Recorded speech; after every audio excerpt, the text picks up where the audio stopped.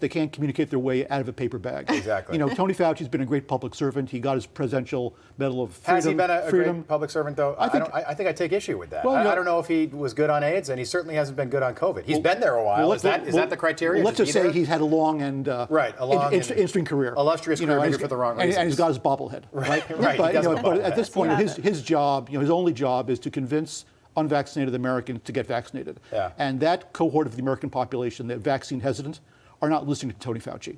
Anything he says, sure, they're not interested. It's time for him to step aside and for the president to recognize he needs a chief spokesperson for COVID.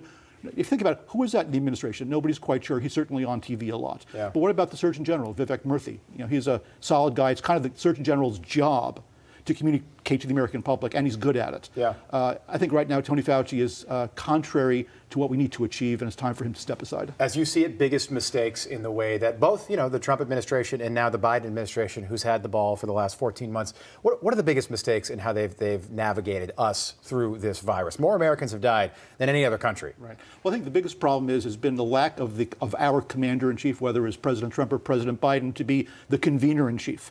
Talk to governors and mayors and leaders of big businesses and have one message and have one decision reached by everybody, some type of consensus, as opposed to 50 state rules and 30 city rules within each state and each big business doing a different thing.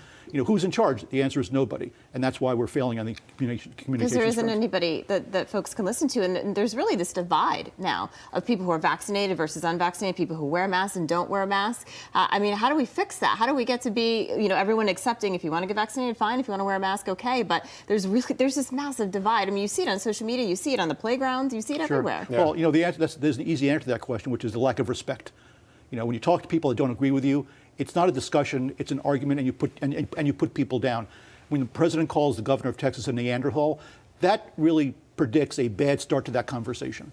Sure. That means people immediately stop listening. And that's got to get turned around. And it's gone on for way too long. It's gone on for way too long. And it's getting worse.